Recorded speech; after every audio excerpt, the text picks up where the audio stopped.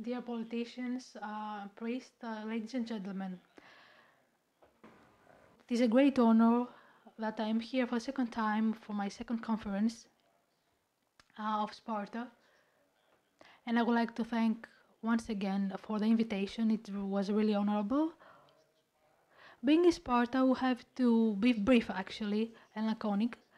And I would like to congratulate all the people who talked before, and also the mayor who told us that our speeches were going to last longer. But I think that we are sufficiently in time, because we need also to be resilient. As a consequence, in order not to lose any more time, I would like to start. So the floor is to my great colleague David Phillips from the University of California in Los Angeles. So the floor is yours.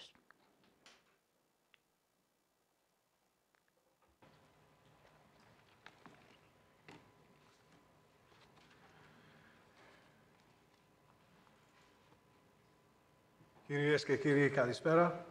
Ladies and gentlemen, good afternoon. I would like to thank Mrs. President Anastasia Kanlopoulou, to the members of the organizing committee of this conference, and to all members of the Institute of Sparta for the invitation and for the opportunity to be together with you today. Effected by Cleomenes III in fall 227, modeled upon an unsuccessful attempt by Agis IV 16 years previously, radically transformed the Spartan state.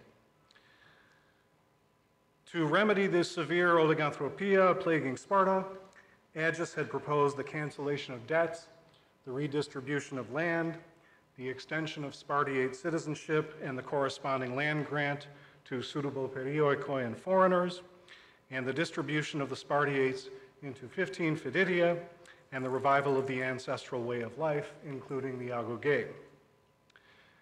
Agis mistakenly believed that he could revolutionize the Spartan constitution in the broad sense while respecting it in the narrow sense, at least in the beginning. In 243-2, he had the Ephor Lysander submit his reform package as a draft retro to the Gerousia, which failed to reach agreement, so Lysander referred the matter to the assembly. After discussion and debate, the Gerousia rejected the bill by a margin of 1 vote. Lysander then procured the exile and replacement of Agis' fellow king and chief opponent, Leonidas II. But the next year's efforts sought to restore Leonidas and prosecute Lysander and his former colleague Mandrocleidos for illegally proposing the cancellation of debts and redistribution of land. Lysander and Mandrocleidos convinced Agis and Cleomenes to disregard the Ephor's decisions, falsely arguing that the Ephor's proper function was to decide cases in which the kings disagreed, and it was illegal for the Ephors to obstruct the kings when they agreed. Agis and Cleombrotus accordingly proceeded to violate the constitution and laws of Sparta by forcibly deposing the Ephors, replacing them with a new board, including Agis' uncle Agesilaus, and staging an armed jailbreak. Agesilaus, a large landowner with enormous debts, then convinced Agis and Lysander that the cancellation of debt must precede the redistribution of land.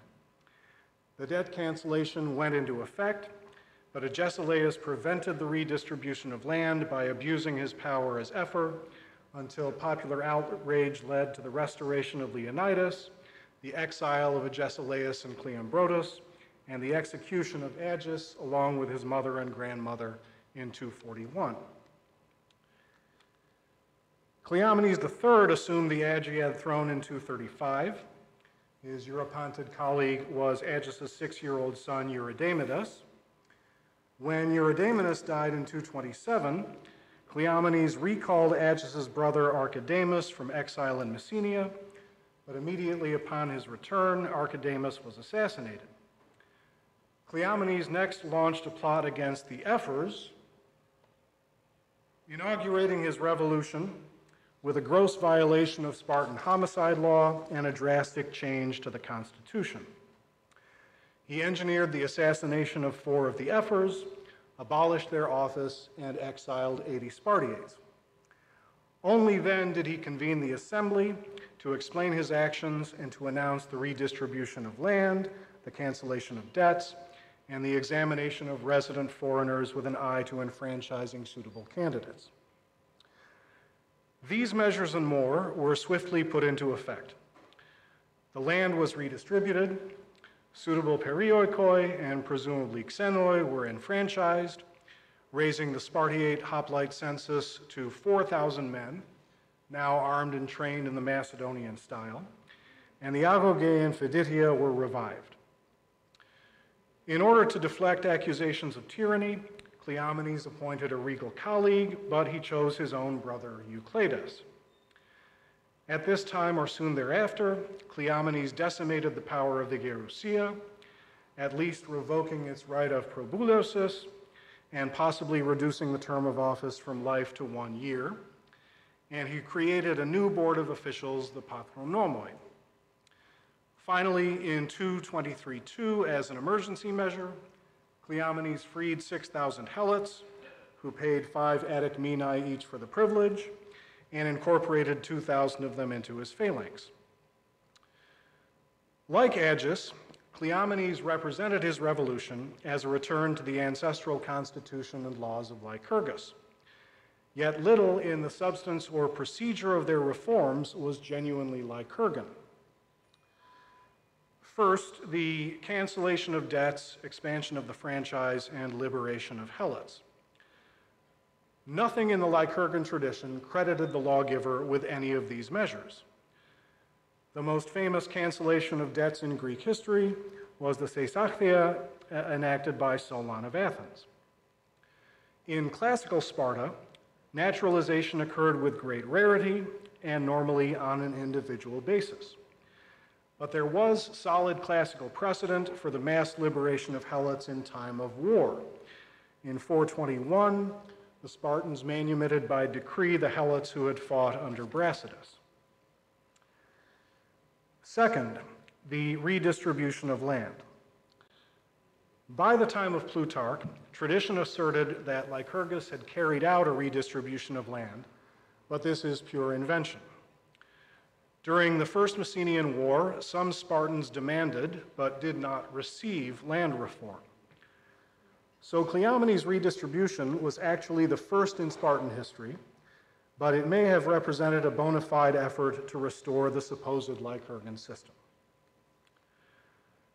Third, the agoge and fiditia. From the 5th century on, a nearly unanimous consensus credited Lycurgus with creating both of these institutions. While either or both may have had some Lycurgan roots, the developed agoge described by Xenophon, not to mention Plutarch, must post-date the conquest of Messenia and the consequent delegation of agricultural labor to the expanded Helot population. But Agis and Cleomenes presumably acted in good faith in endeavoring to restore what were commonly believed to be Lycurgan institutions, despite the vast enlargement of the individual fiditia, 200 to 400 members each, compared to their predecessors, which had had only 15 members each.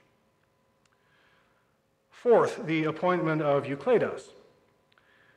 The appearance of the Agiad Europontid diarchy as an established institution in the Great Retra shows both that it predated Lycurgus and that Lycurgus did nothing to alter its composition. So there was nothing Lycurgan about Cleomenes' appointment of his Agiad brother in place of a Europontid king.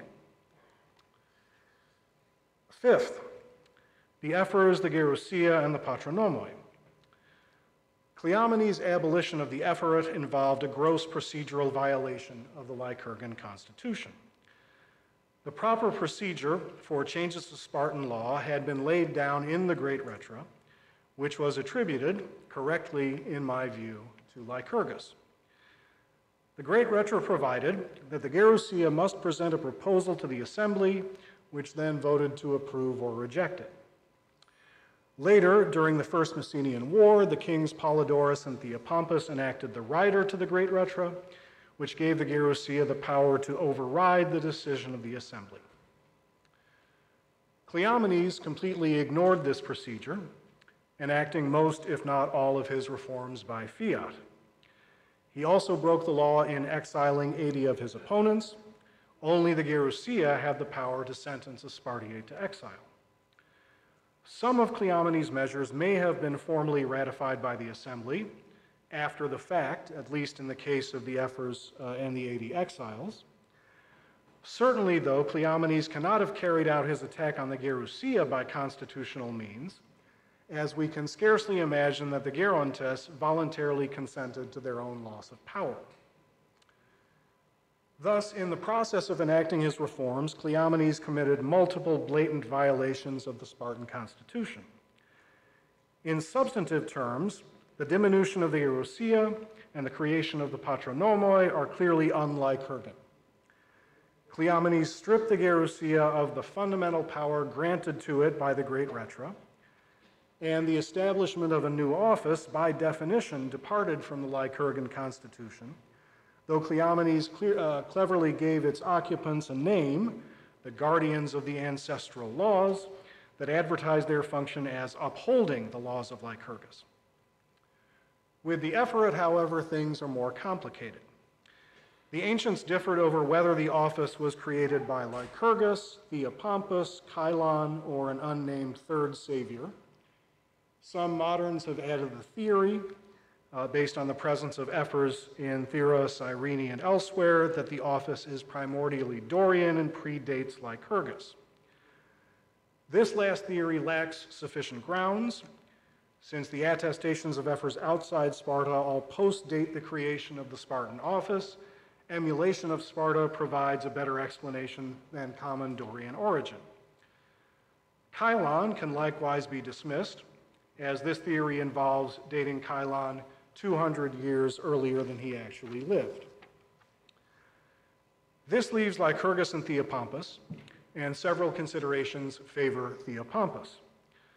First, the ancient historiographical and biographical tradition exhibits a well-known law of attraction that ascribes major events and institutions to great men, and Lycurgus was considered the greatest Spartan of them all. Moreover, antiquity equaled authority. The older an institution, the more venerable it was. It is therefore unsurprising that by the 5th century, Lycurgus was generally credited with creating virtually the entire Spartan constitution and way of life. In the 4th century, though, serious investigators raised doubts about the origin of the Ephoret, and Aristotle, relying on Spartan sources, assigns it to Theopompus. A Spartan tradition that challenged the prevailing Lycurgan centripetal tendency and passed muster with Aristotle, seconded by Plutarch, should be taken seriously. Aristotle also cites Tyrtaeus' Eunomia for the unfulfilled demand for redistribution of land during the First Messenian War. The same poem commemorates the enactment of the Rider to the Great Retra by Theopompus and his colleague Polydorus. And in another fragment, Tyrtaeus praises Theopompus as the victor of the First Messenian War. Evidently, then, Polydorus and Theopompus averted stasis by effecting a compromise. The people abandoned their demand for land reform in return for the creation of the Ephoret as a check on the power of the kings, and the kings and Gerontes protected themselves against further threatening innovation by arrogating to themselves the right to overrule the assembly. The clinching piece of evidence against a Lycurgan Ephoret is the absence of the office from the Great Retra, which mentions only the kings, the Gerousia, and the assembly of the people. Cleomenes was therefore correct in maintaining that the Ephoret was a post-Lycurgan development of the First Messenian War, but he was wrong about the motives for its creation. His blatantly self-serving argument was that the kings appointed some of their friends as the first ephors to exercise judicial power at home while the kings campaigned in Messenia, and later ephors gradually corrupted the office by asserting additional powers, until finally they posed a fatal threat to the kings. But the sole piece of evidence that Plutarch has Cleomenes cite to prove his argument, the rule providing that a king may refuse his first two summonses by the ephors but must obey the third, does nothing of the sort. To the contrary, the third and binding summons clearly betrays the great antiquity of the rule, which recalls the triple sale that emancipated a Roman son from his father. Supposedly, moreover, the process of degeneration began with the ephor Asteropus, but he is attested nowhere else, and he must simply be the fictional eponym of the ritual performed every 9 years, in which the ephors watched the stars for a sign mandating the deposition of the kings pending a ruling from Delphi or Olympia. Cleomenes, like Agis, was motivated by military necessity. The outbreak of war with the Achaean League in 229-8 made the expansion and improvement of the Spartan army especially urgent, and the mass liberation of Helots in 223-2 answered a military and financial emergency. The actual or supposed reforms of Lycurgus had brought Sparta step by step to supremacy in the Peloponnese, and Cleomenes' revolution brought immediate success in its train, with a string of military and/or diplomatic victories before the reverse at Argos. But the broadened scope and scale of conflict in the Hellenistic period was a far cry from archaic interpolis warfare, and the revolutionary method and content of Cleomenes' reforms only hardened the resolve of Sparta's enemies. The gravest charge that Aratus leveled against Cleomenes, Plutarch tells us, was his elimination of wealth and rectification of poverty. Cleomenes surely did not intend to export his reforms, as doing so might increase the strength of his rivals, but his opponents clearly could not count on this. After all, Cleomenes openly aspired to recover the Spartan hegemony that had been lost at Leuctra in 371, and his reforms inspired demands for similar measures elsewhere. In 235, the cities of the Achaean League threatened to revolt for reasons including the demands of the poor for redistribution of land and cancellation of debts. 2 years later, the discontent of the Argive masses, who had hoped in vain for Cleomenes to cancel debts at Argos, was a major factor in his loss of the city. These measures had long defined political revolution in the Greek world.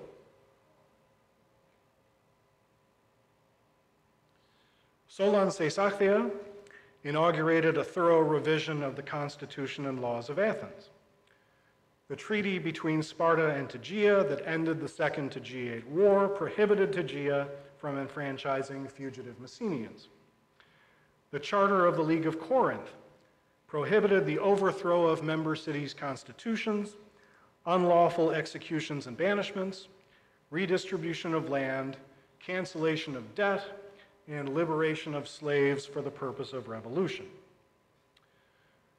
The combination of the substance of Cleomenes' reforms with his assumption of supreme power by summarily exiling opponents, eliminating the Ephorit and the Eurypontid kingship, and curtailing the power of the Gerousia, marked Cleomenes as not just a revolutionary, but a tyrant. The hallmarks of tyranny included the acquisition of power by force, alteration and violation of ancestral laws and customs, transgression of the traditional powers of kingship, demagoguery, cancellation of debts, redistribution of land, expansion of the franchise, and liberation of slaves. The enemies of Cleomenes thus had good reason to label him a tyrant, and the tyrannical nature of his reign was itself revolutionary. For in its past days of glory, Sparta had resolutely opposed tyranny.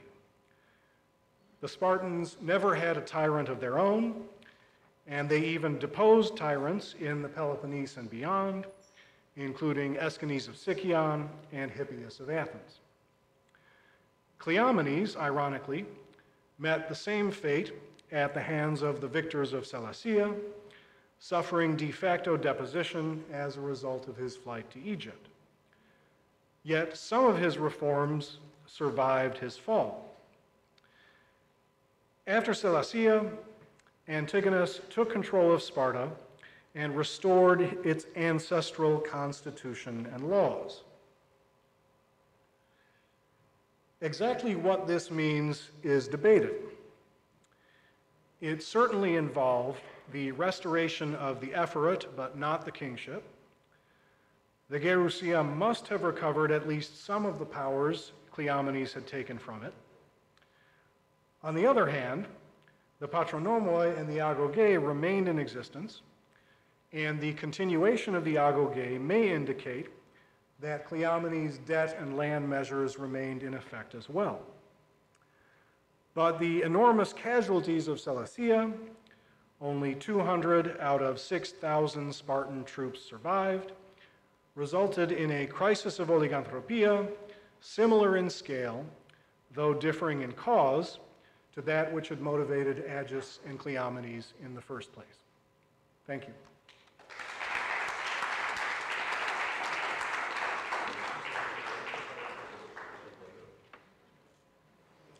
Thank you very much indeed.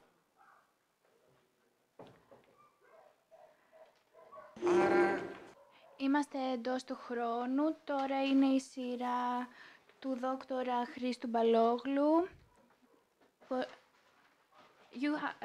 Now it's the turn for Mr. Baloglu and he may continue. We are in time.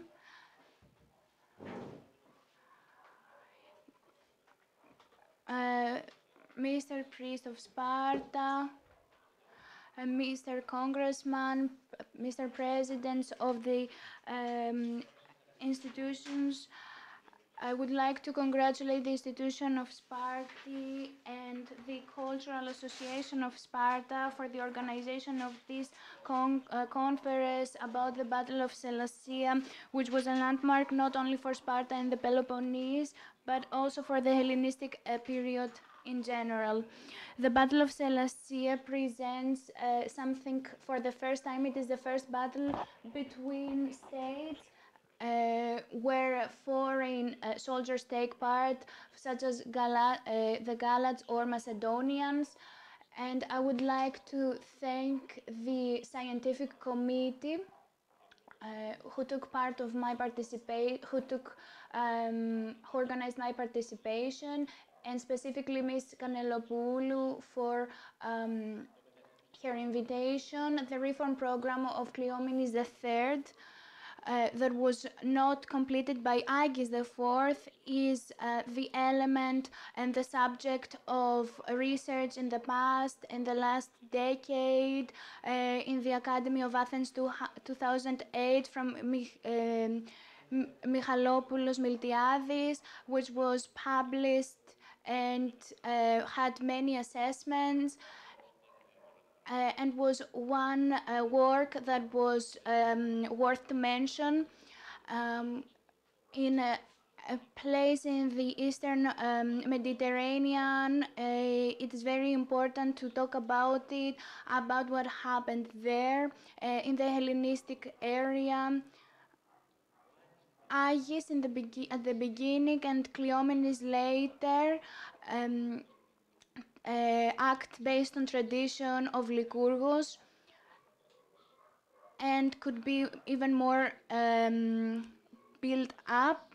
These two kings and what their actions can be characterized from the two philosophical schools, the Stoa and the Academy. And also it is important to mention the problems that happened there. Agis and Cleomenes act by denying the institution of polis that came from Diogenes the Pontian, who was the representative of cynicism. And it was characterized by combining the Greeks and the Persians. We should point out that when historians admit that Greece was a center of life for people, we talk about two things. Firstly, that we positively express ourselves about the political regime of Sparta, and secondly, we congratulate democracy.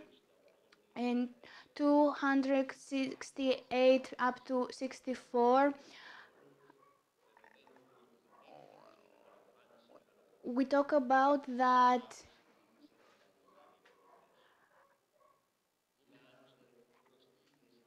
it is very well known the relationships of Megalopolis and Academia, and when they collaborated, they went to Apotathea.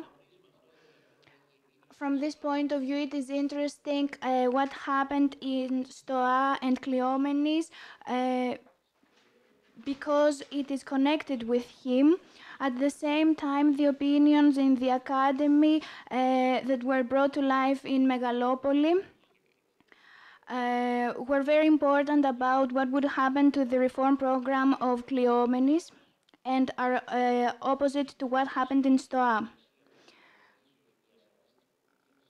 In order to have a great polis,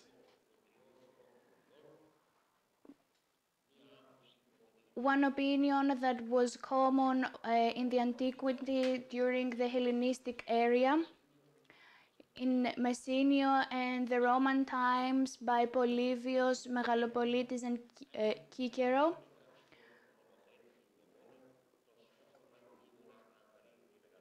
and honored the very courageous lawmaker and what he would express in his philosophy, and that's why they turned to Sparta.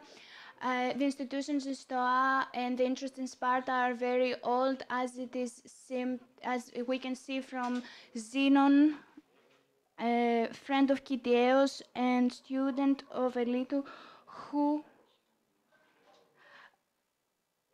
were consulted by leaders. He went to Sparta, and with the power of Stoicism, he were quickly the young man leader of the Lacedaemonians. And his mission was not to be the critical, to ask criticism against Lycurgus, but to be a new one who would be an example of a new community. And let's not forget that Platon was the one who... The speaker talks now in ancient Greek. Lycurgus was not the first lawmaker, but the person who educated Sparta, and in the face of Cleomenes, he saw the young, intelligent, and courageous man and leader, as we can see in Plato's works, who could reform the city. Cleomenes, who was socially distant,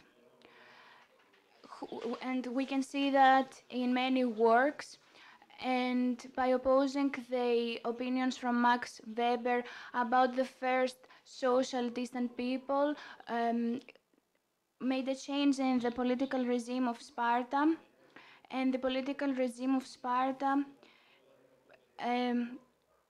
made kings to be under the control of Ephori, the 5 Ephori, who every year was elected by the Apella and the assembly.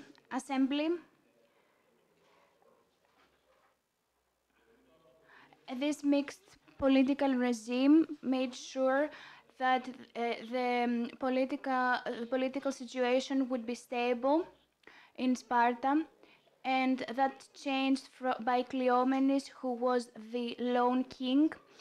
The advisor, Pharon, tries with his works to bring back the tradition of political situation by Lycurgus. who was an which was in Lycurgus Vios, the work described as something that could not be forgotten. In order to make Sparta equal to everybody, the measure to distribute land would make citizens equals. People could not understand the idea of everybody owning the same estate, but that was part of the ideas of equality.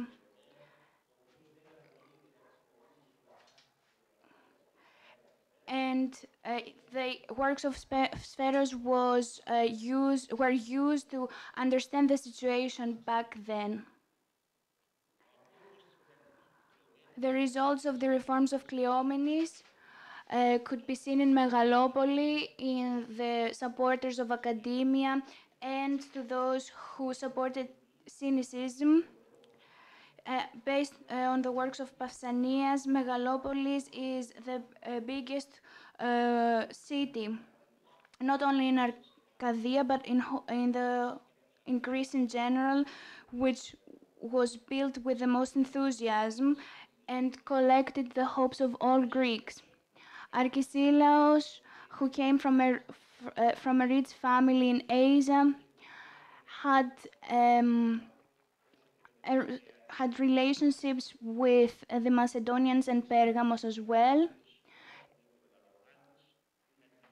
Megalophanes and Ekthamos, who were followers of Agesilaos' philosophy, brought democracy to the town. These two philosophers of Megalopoli went to Argos, fled to Argos, as Pausanias has said.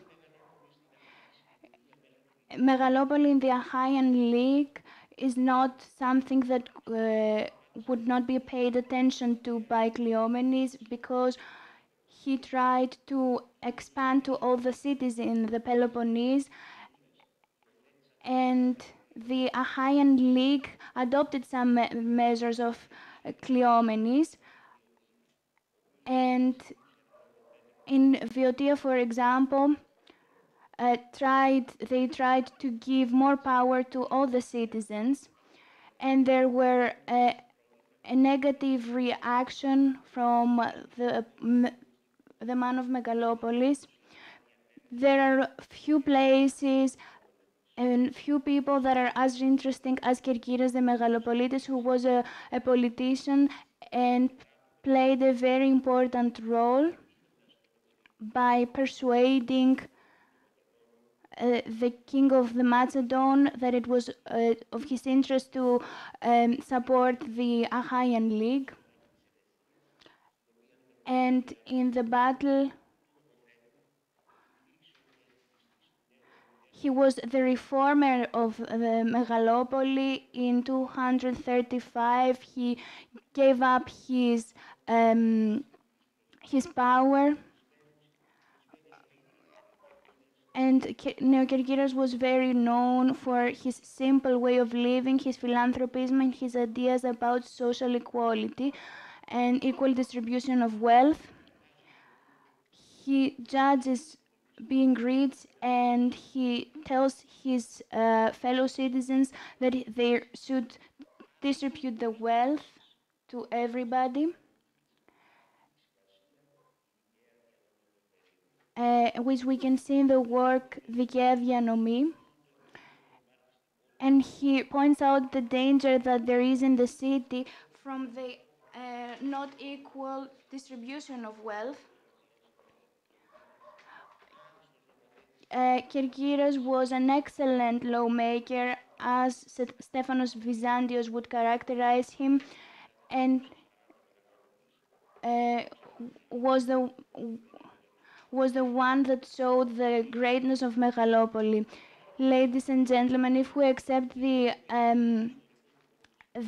opinion of Jakob Burckhardt, that specific personalities are the ones who make their era and take part in the historical events. And then we should say that Aratos and Cleomenes played a very important role during an era where the Alexander the Great had acted, and now the ancient Rome had begun to shine. Both leaders made history, give to the Peloponnese one place important that had value, and the international theater gave the chance to reproduce the events that happened in the West and the East. These events made the kings of Macedon and the Ptolemies of Egypt and also the Romans not to be uninterested. What would have happened, however, if the proposal of Cleomenes to the Achaean League we give them the domination would be accepted?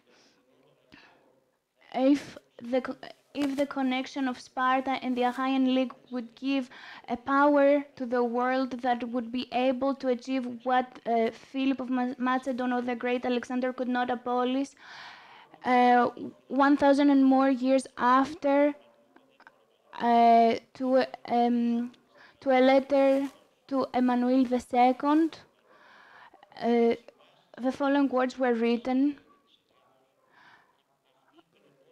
the Peloponnese is to be the first. The speaker speaks again in ancient Greek.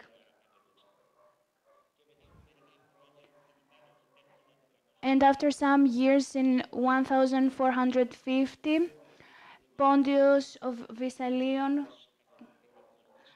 priest of the Roman Church, would speak to Constantine Palaiologos this. Again, the speaker is speaking in ancient Greek.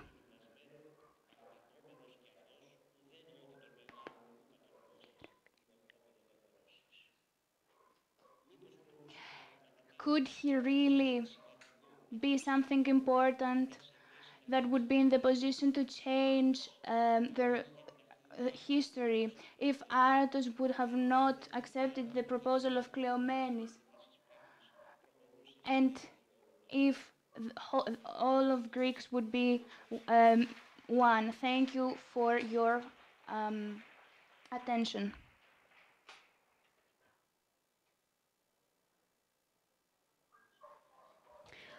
Over 20 years in this panel, I have ever seen the panel went this good. I've never seen that.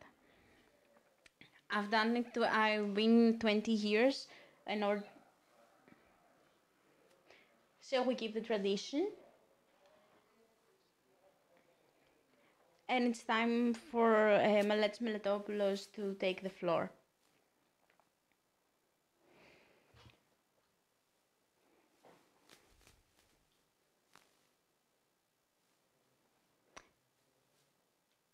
So,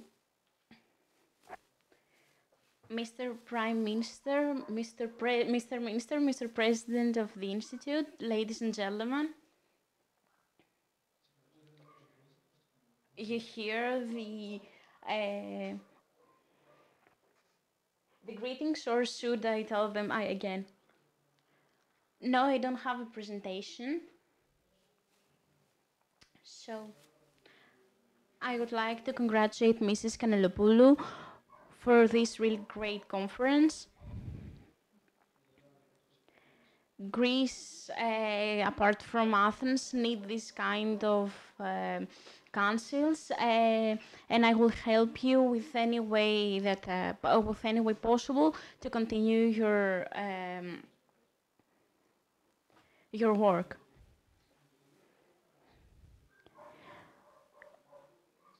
Contribution is more important if we have new ideas and saying new things. I have chosen as my subject the political state of Spartan as a different perspective. I believe that history is evolving when we have new findings, new sources, and new monuments.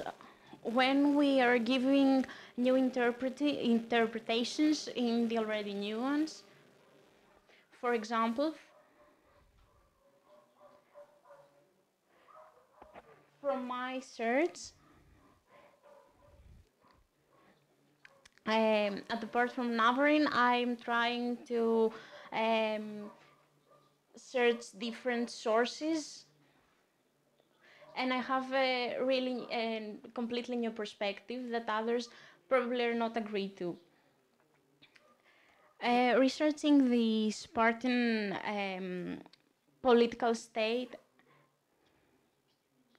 from the aspect of political sides, I think that it has changed. And I think that we should find the reality from the aspect of scientists. The stereotype from the ancient Sparta is a great deformation. When you talk about Sparta in American and Chinese, an image of oligarchic and based on military regime is created. A regime that is probably equal to a fascist regime, but that has nothing to do with the reality. Some of the most prime example is Keades. When I was a student in high school, people used to say that the poor babies that were thrown off Keades, Agesilas was unable to walk. This issue was resolved by a really great historian, Nikolaos Mirchalias.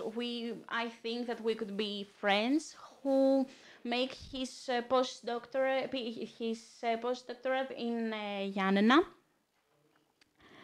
And he found bodies and he found bones in Keades, but none of them belonged to any baby. This was a myth which was created from Spartans, maybe to terrify their enemies, or probably is a historical reform. But archaeologists should realize that this is a myth, and Keades has nothing to do with throwing babies, but it was mainly an execution form. A second deformation would be that Sparta is not a land that loved wars.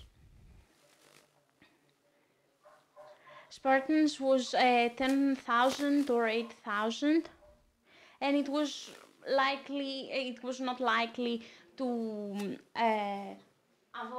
and try to avoid war and evolutions general.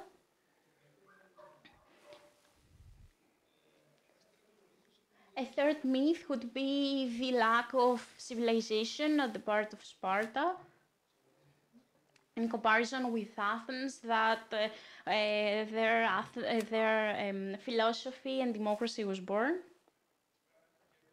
Sparta was the center of civilization, of music contests and art in general. However, there is also the deformation of the instability of Athens.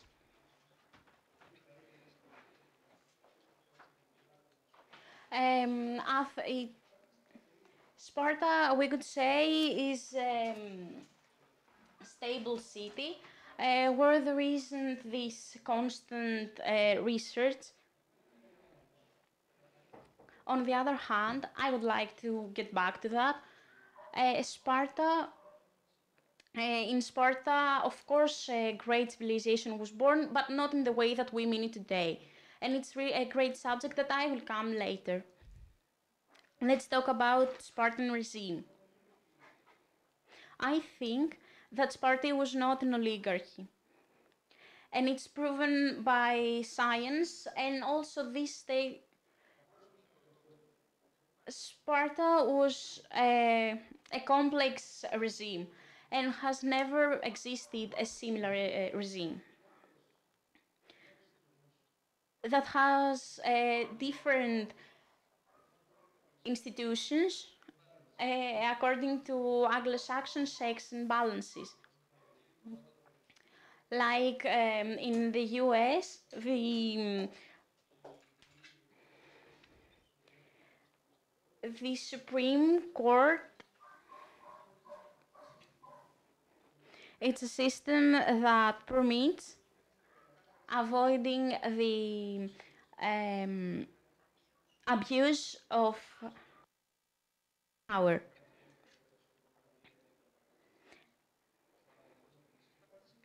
In Sparta, nothing like this happened due to the fact that the regime was stable. The Council of the Elders, with 28 senators,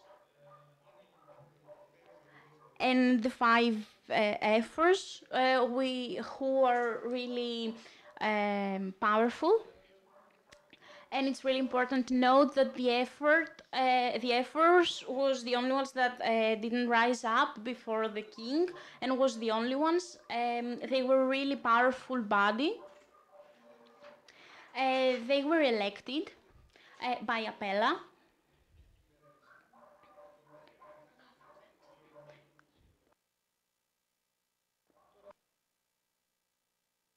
The kings was too, and it's an initiative for the whole world. The king doesn't make his son or his relatives in general a king. It's the first institution where we could find 2 monarchs. And it's really a universal initiative.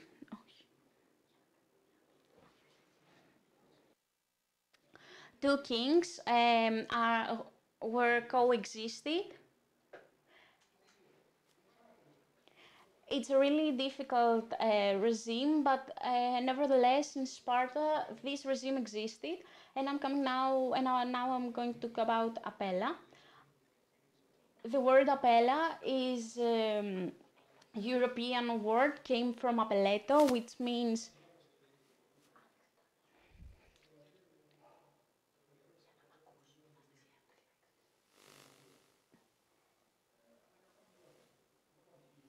there different theories exist. Mrs. Kucha has researched them, all of them. The ancient Sparta locations. Appella is called above the incertitude of the fact that Athens has become really strong, and King Archidamus states that the civils were a disaster, and Sparta, if were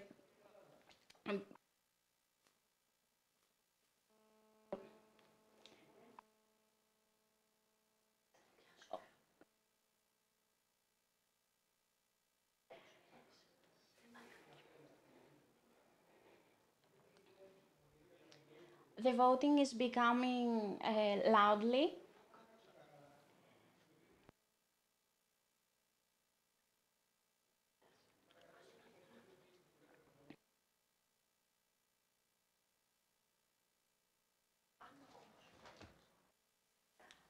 I would like to add something here.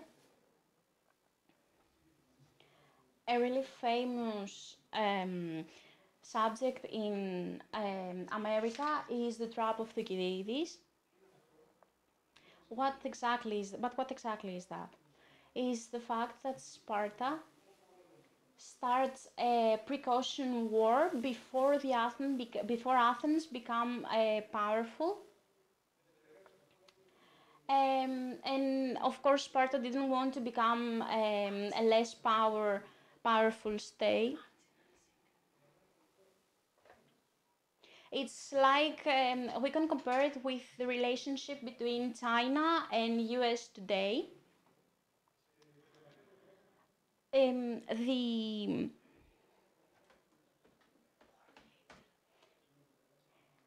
thought was like today that if China become a really strong regime, America would not be able to resist it. Now I would like to continue the subject that I was talking before.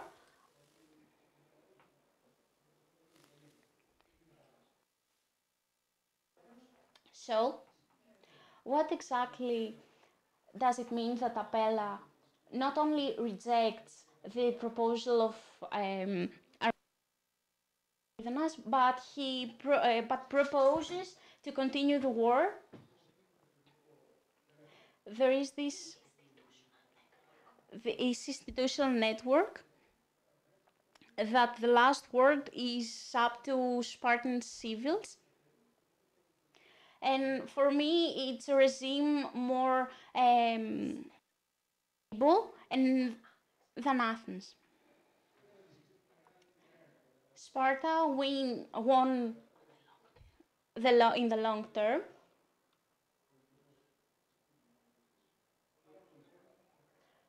Many regimes that lasted before up to 700 years. There were many reforms and and the regime changed, but it never existed a great catastrophe of it. Whereas in Athens, the regime changed over 15 years. We have some revolutions of the civils that were violent. Now in the digs that has happened in Archon's institution found that political institution and revolutions were violent, and especially in Athens. In Athens, the regime was violent towards the minorities, and that we could find with evictions. Party was stable, which is a really important and great achievement. So, what was succeeded with the policy of the ancient Sparta? The answer is a really important and stable regime. She lasted in the war, she won Athens. But in reality, what is remained from Sparta? I have proposed to Mr. Michalopoulos to write a book, Sparta After Sparta, and I found him the title, like what happened afterwards, which is completely unknown. And that was the end of Sparta. That actually remains from Sparta is a model of a person. I think that both the lawmakers of Sparta set the base. For example, Lycurgus said that the egg will cost, for example, 10,000 euros. When people said, where we could find 10,000 euros. We were not be able to find 10,000 euros. I would not eat eggs. The answer was, then don't eat. It was a process where civils learn to deny all the materials.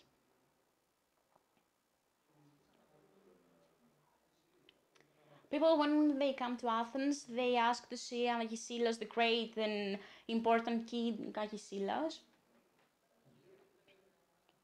And there, some Greeks were sitting and playing Amades, a Greek game that was also played by Kolokotronis, and one of them, and they were all surprised that this man has won so many battles, just an ordinary man wearing ordinary clothes. It was men fearless when it comes to face and support freedom.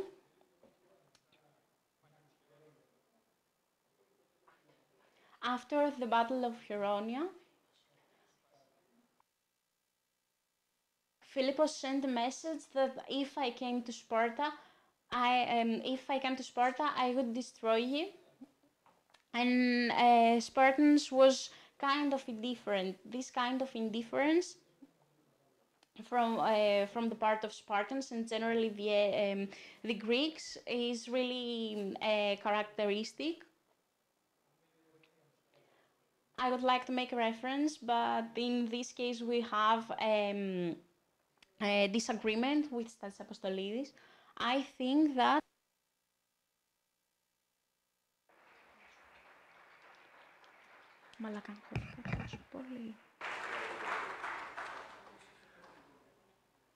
Με αυτά και με αυτά